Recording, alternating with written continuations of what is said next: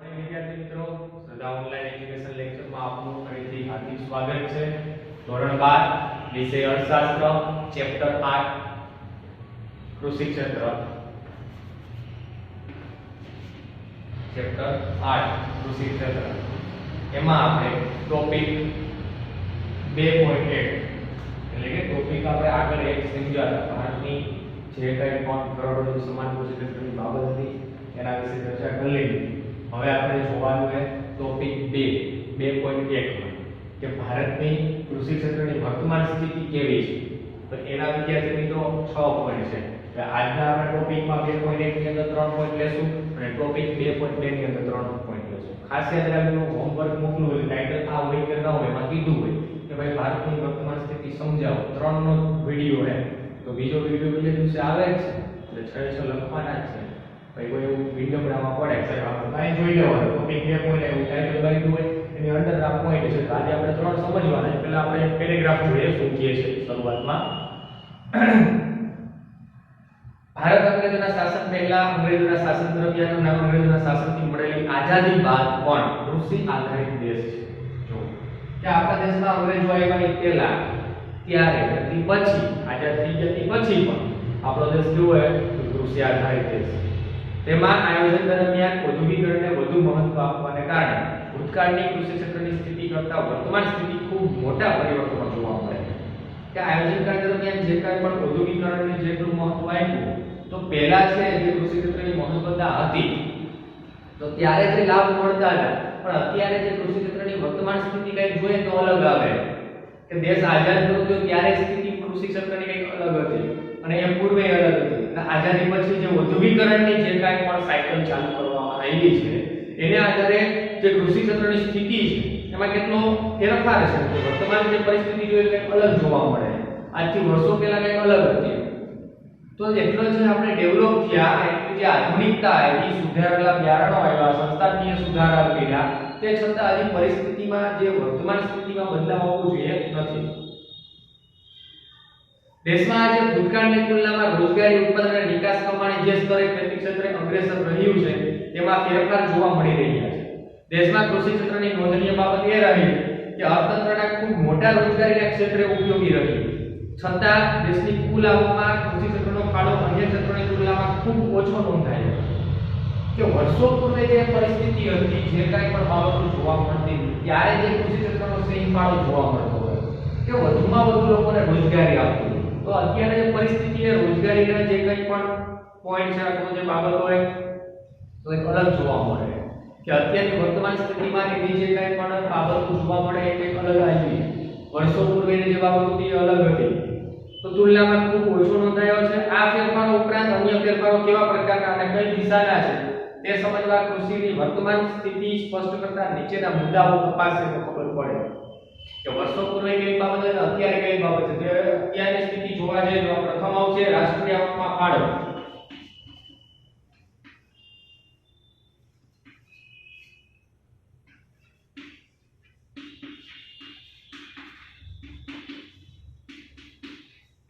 રાષ્ટ્રીય આવકમાં ફાળો. તો રાષ્ટ્રીય આવકમાં ફાળો તો જો વિદ્યાર્થી મિત્રો તમારે કોષ્ટક આપેલું હોય એમાં ટેક્સ્ટ બુકમાં સામે કે વર્ષો પૂર્વે કેટલી પરિસ્થિતિ હતી રાષ્ટ્રીય આવકમાં ફાળાની, અત્યારે વર્તમાન સ્થિતિના આધારે કેટલી જોવા મળે. તો 1950-51 થી શરૂઆત થઈ ત્યારે 53.1% હતું. પછીના 10 વર્ષ એટલે 60-61 માં 48.7% છે. 70-71 માં 42.3%, 80-81 માં 36.1% ઘટતું આવ્યું.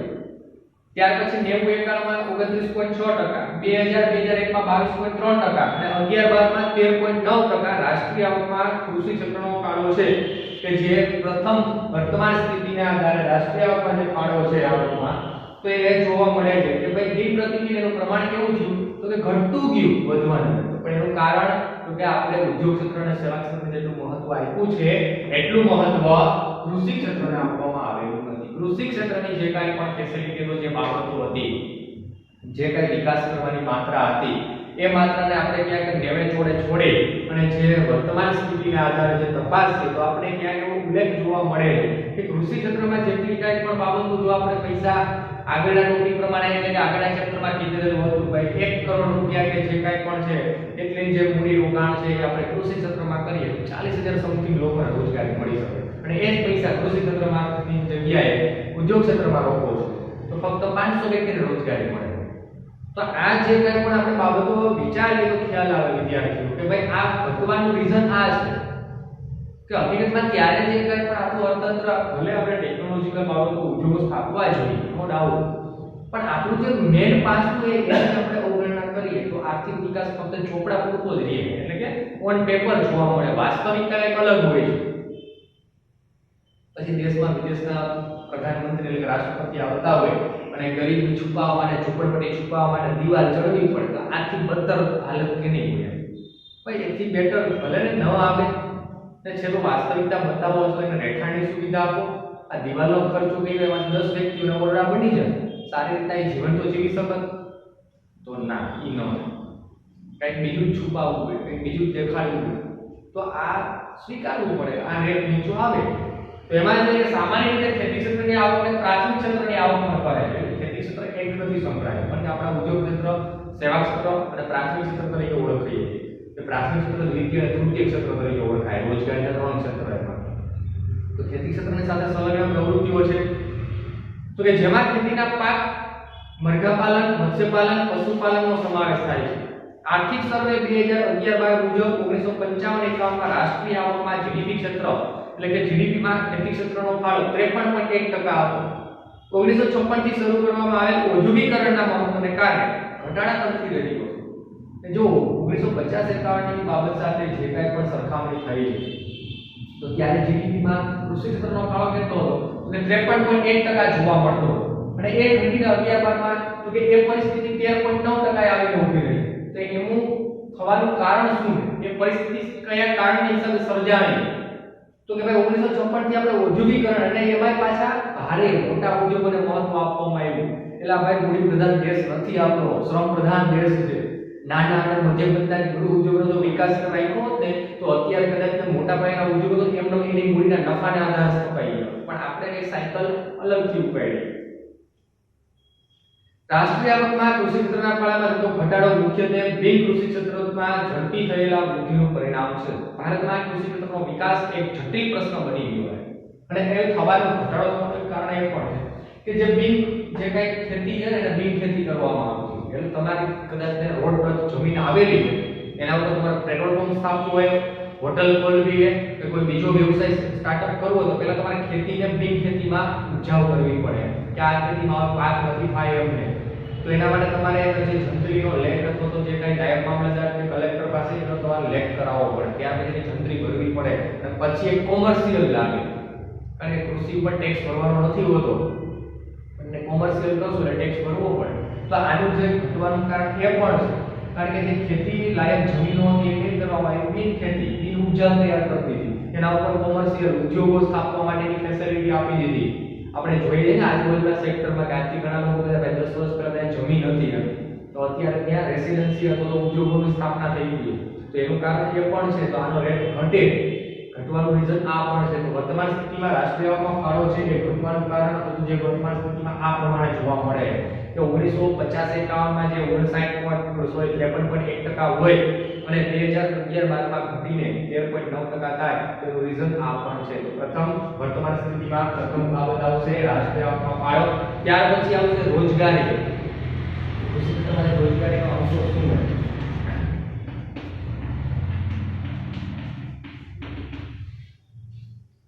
તો રોજગારીની બાબતમાં તપાસીએ કે ભારતનું કૃષિ ક્ષેત્ર સૌથી વધુ રોજગારી આપતું ક્ષેત્ર છે કે અત્યાર સુધી જે કાંઈ પણ બાબતો હતી અત્યારે હાલની તકમાં સ્વીકારવું પડે એમ કારણ કે 40 થી 50% ઉદ્યોગો કૃષિ સાથે સંકળાયેલા છે. રોજગારી એમાંથી મળે. કપાસનું ઉત્પાદન ના થાય કાપડની નિકાસ થાય કાપડનું ઉત્પાદન ન થાય તો કાપડની નિકાસ ક્યાંથી કરી શકે. ચોખાનું ઉત્પાદન ન થાય તો ડાંગરની કિલો ન ચાલે. શણનું ઉત્પાદન ન થાય શણની કિલો ન ચાલે. આ બધી બાબતો હોય કે જે આની સાથે સંકળાયેલી છે. ભારતનું કૃષિ ક્ષેત્ર સૌથી રોજગારી આપતું ક્ષેત્ર છે. આઝાદી સમયે ભારતના 72% લોકો કૃષિ અને કૃષિ સંલગ્ન પ્રવૃત્તિઓ જેમ કે પશુપાલન મત્સ્યપાલન જંગલી પેદાશો મરઘા ઉછેર કેન્દ્રોમાંથી રોજગારી મેળવતા હતા.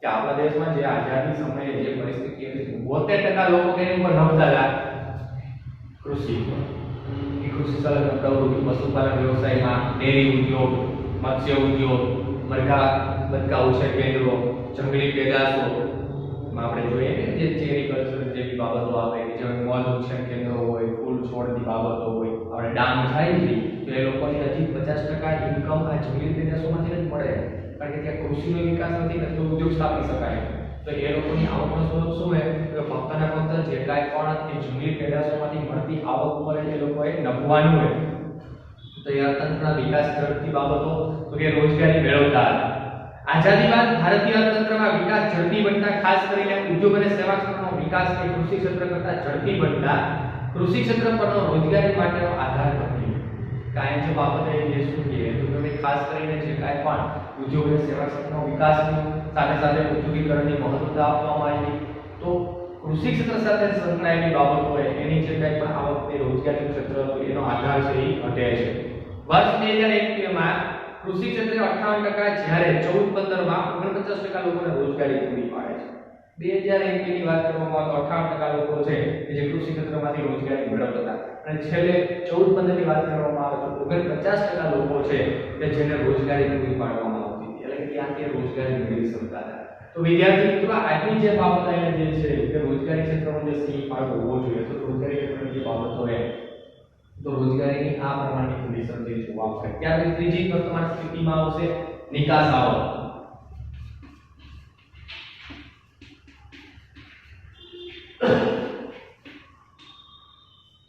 નિકાસ આવકની જે વાત કરવામાં આવે તો ભાઈ ભારત પહેલેથી કૃષિ પ્રધાન દેશ છે અત્યારે પણ છે તો જે કઈ ભારે પાયાના ઉદ્યોગોની જે યંત્રો ખરીદવાની બાબત આવે ને તે બધા આની ઉપર નિર્ભર રહે કે આપણા જે કૃષિની નિકાસ કરીએ તો પાકની નિકાસ કરીએ ત્યારે એ લોકોને ઊંડિયામણ મળે ત્યારે બહારના દેશમાંથી ટેકનોલોજી કે વૈજ્ઞાનિક સાધનો જે કંઈ પણ કહેવાય યંત્રીકરણ ખરીદી શકે નહીતર મળતા ન હતા તો ભારતનું કૃષિ ક્ષેત્ર એ વિભિન્ન જરૂરી ચીજવસ્તુઓ કે જે દેશમાં ઉત્પાદિત થતી નથી અથવા ઓછી ઉત્પાદિત થાય છે તેવી વસ્તુઓની આયાત કરવા માટે વિદેશી ઊંડિયામણ મેળવી આપવા માટે જરૂરી નિકાસો દ્વારા દેશમાં પોતાનો ફાળો આપતું રહ્યું છે કે જે કાંઈ પણ શરૂઆત છે ત્યાંથી થયેલી છે તો એને જ આપણે કોપ કાપી નાખ્યા કે પહેલા જે કંઈ નિકાસ થતી હતી તો કૃષિના પાકોની નિકાસ થતી ફળ ફૂલ અનાજ ફળભાજી મસાલા આ બધાની નિકાસ કરીને આપણે વિદેશી ઊંડિયામણ મેળવતા હતા અને જરૂરિયાત પ્રમાણે કે જે કાંઈ ટેકનોલોજી ક્રૂડ ઓઇલ જે યંત્રો એ બધી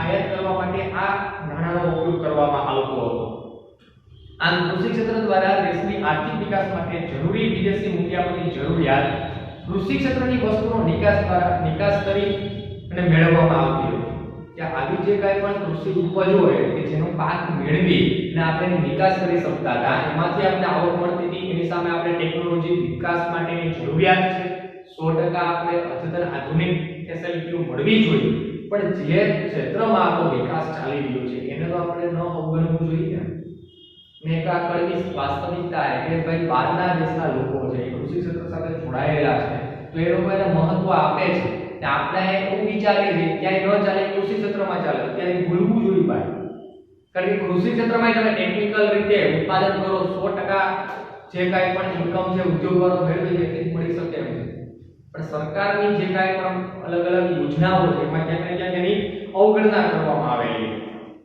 દાખલા તરીકે ચા મરી મસાલા ફળ વગેરેની નિકાસ કરીને કિંમતી વિદેશી ઊંડિયામણ કૃષિ દેશ માટે મેળવી આપે છે અને આપણે જે મસાલાઓ છે ચાનું ઉત્પાદન છે અલગ અલગ પાકનું ઉત્પાદન છે કપાસ મગફળી એરંડા ત્યાર પછી મરી મસાલામાં જીરું રાયડો ત્યાર પછી જે કાંઈ પણ બાબતોની સાથે સંકળાયેલી મેથીના પાકો છે તો આવી છે વરિયાળીઓ છે તો આવી બધી વસ્તુઓ આપણા દેશમાં ઉત્પાદન થાય છે અને વિશ્વ લેવલેની માંગ પણ છે પણ એના માટે સહિયારો પ્રયાસ કરવાની જરૂરિયાત હતી તેની જગ્યાએ જે આ ઊંડિયામણ મળતું એની સામે આપણે જે કાંઈ પણ બાબતો ટેકનિકલ વસ્તુ ખરીદવા માટે એનો ઉપયોગ કરતા હતા આઝાદીના સમયે ભારતની કુલ નિકાસ આવક પૈકીની 70% આવક માત્ર કૃષિ ક્ષેત્રમાંથી મળી રહી હતી કે આઝાદ દેશ થયો ત્યારે આપણે જે નિકાસ કરતા હતા એમાં 70% આવક ક્યાંથી મળતી હતી કૃષિ ક્ષેત્રની જે વસ્તુઓની નિકાસ કરતા હતા એમાંથી આપણે ઇન્કમ પ્રાપ્ત થતી હતી અને પછી જે કાંઈ પણ ટેકનિકલ બાબતો યાંત્રિકરણની બાબતો હોય કે જે કાંઈ પણ વૈજ્ઞાનિક સંશોધનો હોય ક્રૂડ ઓઇલ હોય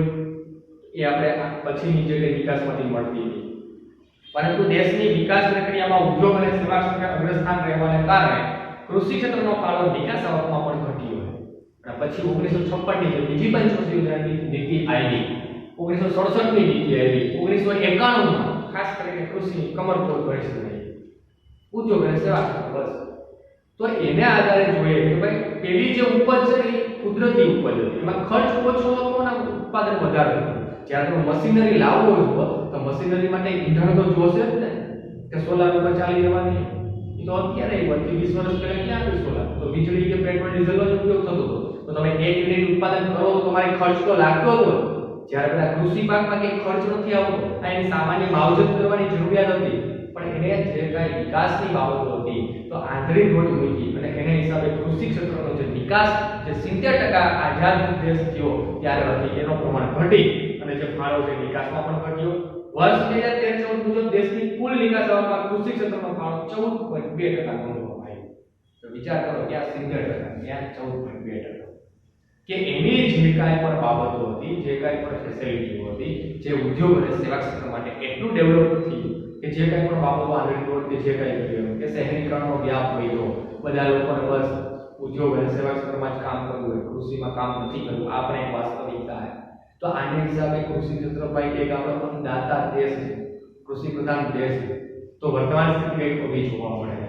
તો વિદ્યાર્થીઓ, આજનો આપણો જે ટોપિક છે 2.1 ભારતમાં કૃષિ ક્ષેત્રની વર્તમાન સ્થિતિમાં, જેમ પહેલા જેટલું તો 2.2 માં બીજા 3 ટોપિક સમજાવી. આપણા 2.1 ની અંદર આ 3 ટોપિક આપણે ચેપ્ટર 8 ની અંદર જે આ 3 ટોપિક એટલે બીજા ટોપિકની અંદર 3 જે પોઈન્ટ છે એમાં ખાસ કરીને પહેલી તો કે ભાઈ રાષ્ટ્રીય આવકમાં એનો ફાળો એ જોયો, ત્યારે રોજગારીની સ્થિતિ જોઈ, નિકાસ આવકની સ્થિતિ જોઈ. એવા જ 3 પોઈન્ટ જે બાકી છે નેક્સ્ટ લેક્ચરમાં નેક્સ્ટ ટોપિકમાં જોશું. તો આ પરિસ્થિતિ એ કે જે 1956 થી આપણે જે હકીકતની વાસ્તવિકતાઓ છે એમાં ક્યાંક ફેરફાર કર્યા, જે ભાઈ સારા ફેરફાર હતા, નો ડાઉટ, એનો વિરોધ નથી કરતા, પણ હકીકતમાં જે આપણે ઓલરેડી રસ્તો બનાવી નહીં હોય તો એને તમે ખોદીને નવો બનાવો તો શું થાય?